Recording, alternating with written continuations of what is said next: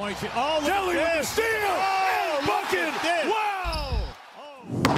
à toutes et à tous, c'est Deli, bienvenue dans cette nouvelle vidéo.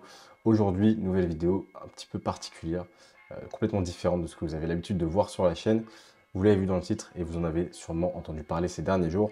On va parler d'une situation un petit peu polémique autour d'une joueuse majeure de l'équipe de France. On va parler de Marine Johannes.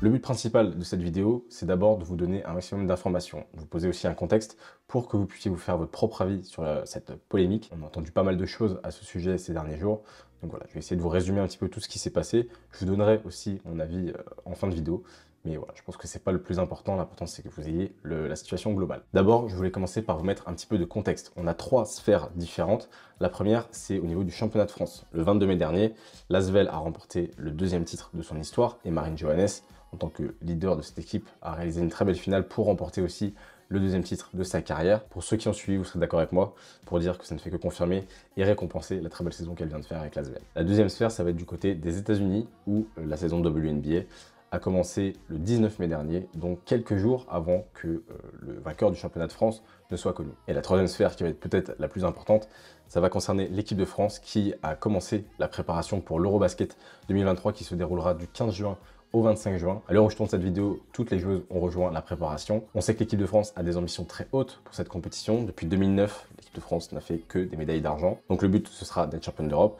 La préparation a déjà commencé, comme je vous le disais, et d'ailleurs va s'accélérer avec dès lundi, ce 29 mai, un match contre la Serbie, match de préparation. Et le problème dans tout ça, c'est quoi? Eh ben, c'est Marine Johannes. Pour vous expliquer le cœur du problème, Marine Johannes, qui souhaitait jouer en WNBA après l'Euro, avait besoin de faire un aller-retour express aux États-Unis pour paraffer son contrat, revenir ensuite avec l'équipe de France pour préparer l'Euro, disputer l'Euro et repartir aux États-Unis. On rappelle que Marine Johannes joue pour le New York Liberty, équipe qui s'est vraiment renforcée durant cette intersaison et qui devrait sans doute jouer le titre jusqu'en septembre, à la fin de la saison WNBA. De son côté, et face à ce problème, l'équipe de France a refusé d'intégrer Marine Johannes dans le roster de 15 joueuses établies pour la préparation, car le timing semblait trop court pour poursuivre une bonne préparation. Ça, c'est le contexte de chaque côté. Maintenant, la polémique en elle-même, elle est plutôt sur la réaction et l'attitude de la Fédération française de basket vis-à-vis de Marine Johannes, qui est une joueur phare de notre pays et qui aurait largement pu être opérationnelle pour le pré-match de l'Euro,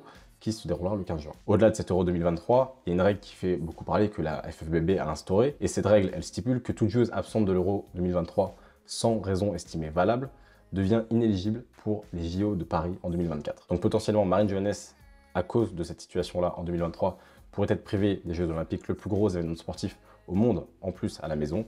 Ça fait beaucoup parler. On le rappelle aussi, depuis son plus jeune âge, Marine Johannes défend les couleurs de l'équipe de France. On sait que c'est très important pour elle. Elle n'a loupé que très peu de matchs et a toujours fait en sorte d'être là sur les rassemblements. Et surtout, on connaît son souhait d'amener l'équipe de France au plus haut et d'aller chercher des titres avec cette équipe-là, qui a une génération en or et qui a vraiment un potentiel pour réaliser de grandes choses. Vous l'avez sûrement vu dans les médias, il y a plusieurs personnalités du basket français qui se sont exprimées au sujet de Marine Johannes.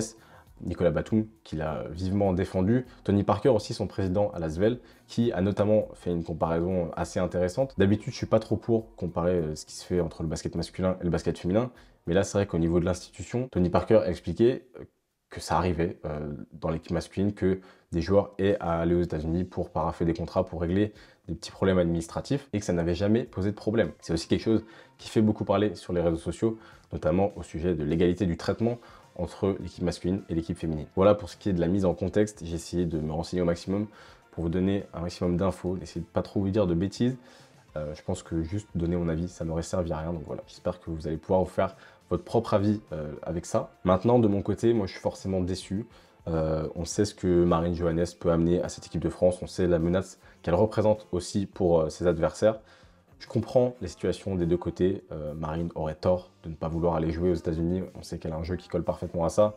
Elle s'éclate là-bas. De l'autre côté, je comprends aussi la situation du coach qui a besoin d'un groupe disponible à 100% pour commencer cette préparation qui va être hyper concentrée. Maintenant, je pense que des efforts auraient pu être faits, notamment de la part de la fédération. Si c'était une joueuse, est-ce que ça aurait fait le même buzz? Ça, on ne le saura jamais. Mais là, on est dans un cas un petit peu inédit qui implique une des meilleures joueuses du pays qui en plus était prête à revenir en bleu et qui voulait pouvoir concilier les deux. Donc je trouve ça vraiment dommage et un petit peu décevant que voilà, aucun effort n'a été fait là à ce sujet. On sait que l'an dernier sur la Coupe du Monde, Gabby Williams était arrivée un petit peu en retard, Iliana Ruppert est arrivée juste quelques jours avant le début de la compétition, ça n'a pas empêché de disputer cette compétition-là. Donc voilà, j'ai l'impression que c'est un petit peu aussi juste une volonté de vouloir vraiment imposer des règles. Le président de la fédération, Jean-Pierre Soutal, a d'ailleurs dit, il a dit on va sûrement se faire taper dessus, mais on assume d'imposer des règles. Cette menace des Jeux Olympiques, je trouve ça vraiment pas forcément fondé. D'une année à l'autre, on peut avoir des niveaux qui varient, on peut avoir des blessures, tout ça. Donc c'est un peu une menace sans en être une, même si Céline Dumerc, qui est depuis quelques années la general manager de cette équipe de France, a dit que cette situation sera étudiée plus tard pour le cas de Marine Johannes vis-à-vis des Jeux Olympiques. Donc en soi, Marine Johannes aux Jeux Olympiques, c'est encore faisable.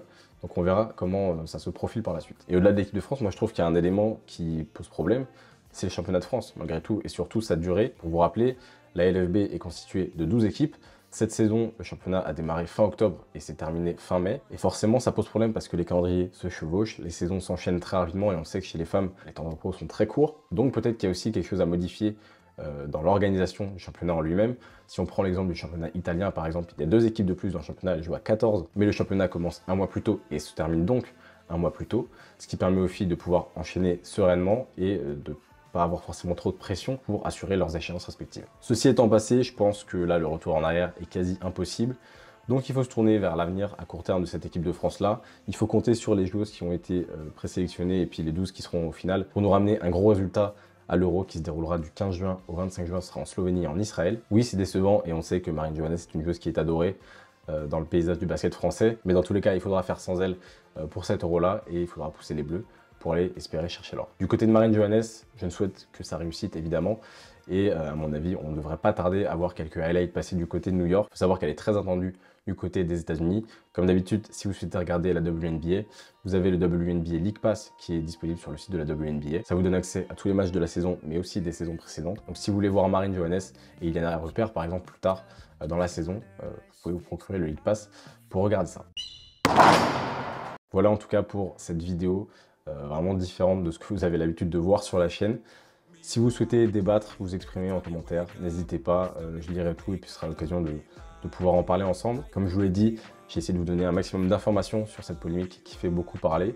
J'espère que vous aurez appris des choses, j'espère que j'aurai pas trop dit de bêtises non plus. Soutenez Marine Johannes, mais soutenez aussi l'équipe de France. Et moi je vous dis à plus tard pour de prochaines vidéos. Salut tout le monde.